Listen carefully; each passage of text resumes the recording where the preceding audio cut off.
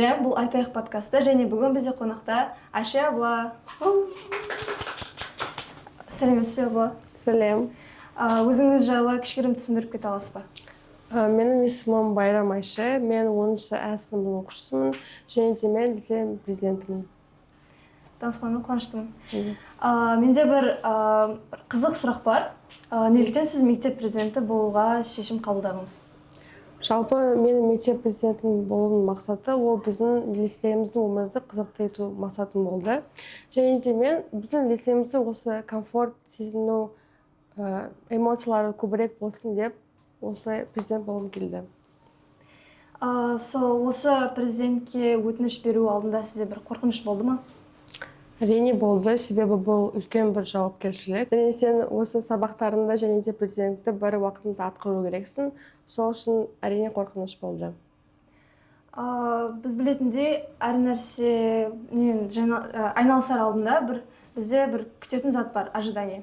Сол президент болғаннан кейін ожидание реальность болып қалған жоқ па, әлде бәрі күткендей болды ма? Шынын айтсам, біріншіден мен қорықтым. Бірақ мен өзіме сенімді болдым, және де мен осы президент боламын деп сенімді болдым. Хорошо. Онда осы мектеп президент қызметін атқарып жүргенде бір қиын кездер болды ма? Әрине болды. Ол мысалы мұғалімдермен келісу ол өте қиын нәрсе болды негізі басында. Бірақ одан кейін сен президент болғанда саған жақсы деп қарауға бастады, сол үшін енді қиыншылықтар жоқ.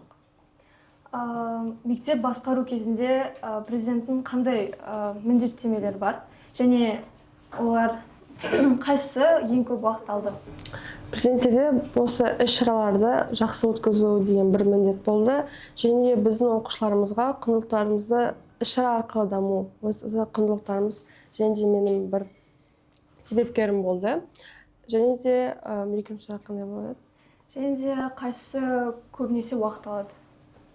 Меніңше осы идеяларны ойластыру, және де осы іс-шараларды қалай жақсы түрінде, идеальный түрінде өткізу сол өте ұзақ болды. Келесі сұрақ. Біз білетін, яғни барлық мектеп басқару ол оңай зат емес. Сіз осы президенттікпен оқуды қалай үйлестіресіз?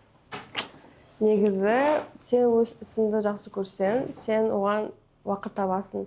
Және де маған сабақты және президентті бір уақытында атқару қатты қиын емес.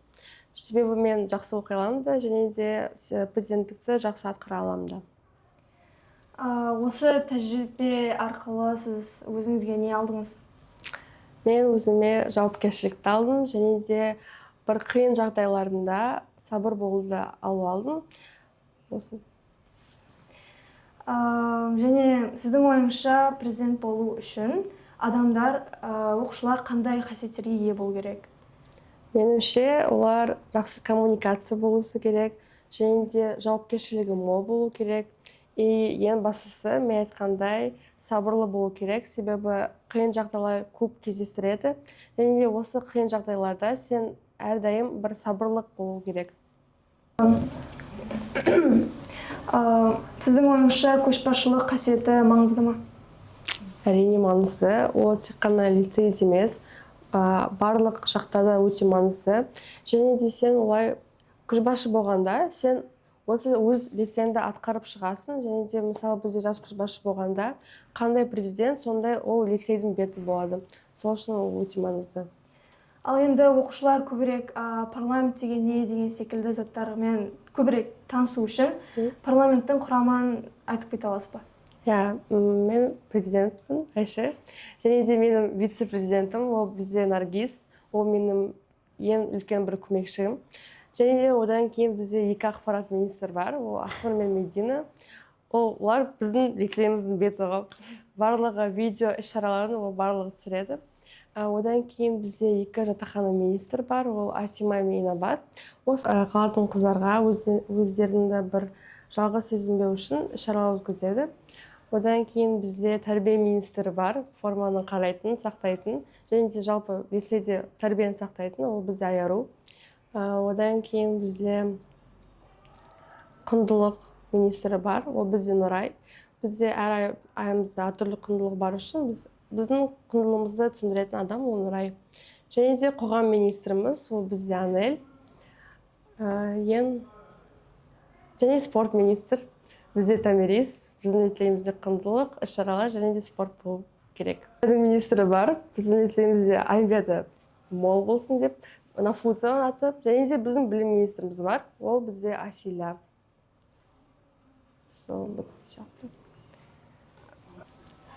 Мектеп президенті ретінде бір күніңізді айта аласыз?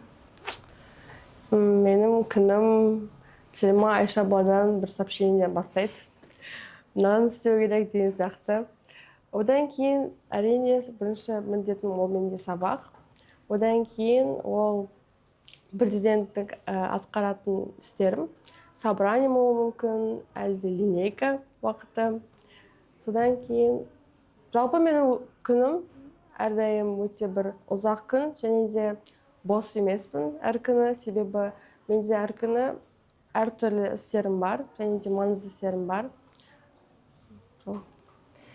Президент рөлінде мектеп әкімшілігімен қарым-қатынас орнату сіз үшін оңай ма? Я, оңай. Бізде Сілима хожам өте күшті бір апай. Және де Айша абла, ол біздің парламентке жауапты. Олар өздері бір жақсы адамдар. Және де олармен маған сөз табысы өте оңай болды. Және жалпы әкімшілік біздің мектебімізде өте жақсы. Және де қатты бір қиындықтар болған жоқ.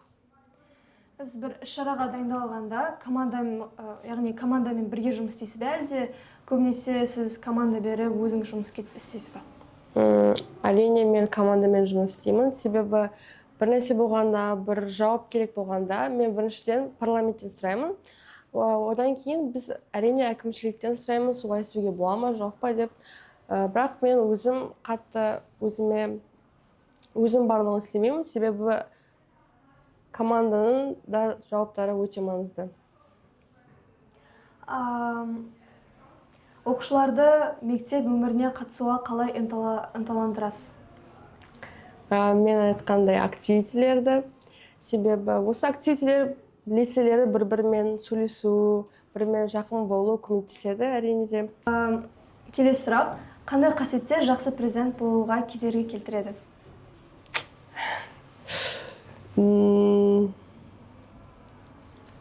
Қандай қасиеттер?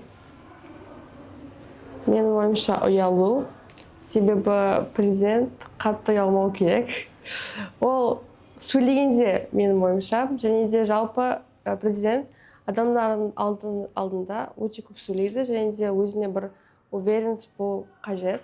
Және де бір ұялу болса, сәл қиын болуы мүмкін.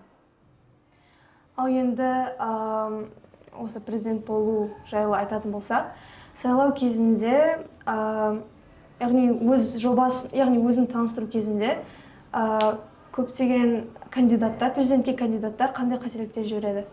Жалпы президент бірінші түсіндіргенде барлығы түсінсін деп, және де өзіңді бір сендіртіруге бір мақсаты болу керек. Қателіктері ол ұялып, әлде тез сөйлеу, әлде жайлап сөйлеу деп менің ойымша солай. Сізге өзіңізге осы сайлауда өзіңізді сенімді болып сезінуге не көмектесті? Жалпы мен осы президентке өте көп дайындалдым. 9 сыныптан деп айтуға болады. Және де маған достарым көмектесті өзімде сенімді болуға. Қорықпа деп, сенен қолынан барлығы келеді, және тәрбиешіме, және сынып жетекшіме өте рахмет. Одан кейін жалпы мен көп дайындалған кезінде, сол үшін маған қатты қорқынышты болған жоқ. Осы мен президентім 7-ші сыныптан арманым болған соң, осы істі мен барлығын бітіргім келді. Егер сіз бәрін басынан бастаған болсаңыз, бірнәрсе өзгертер ме едіңіз? Менің ойымша жоқ, себебі бұл барлық нәрсенің бір қайыры бар. Және де олай болса, олай болуы мүмкін, солай болу керек екенін дәлелдейді. Сол үшін менде барлығы жақсы, мен өз істеріме өкінбеймін, сол үшін жоқ.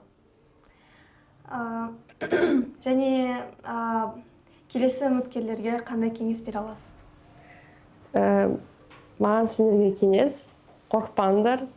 Және де өз ісіңдеріңді дәлелдеп істеңдер, тек қана сөзбен емес, дәлелдеп істесеңдер, өте жақсы бір шанс болады сендерге. Және де өз ісіңді, және де қатты болғың келсе, президент, ол әрдайым саған келеді, және де сен президент болуға бір шансың көбірек болады. Осыны кеңес айтқым келеді. Осымен подкастымыз өз мәресіне жетті. Сау болыңыздар.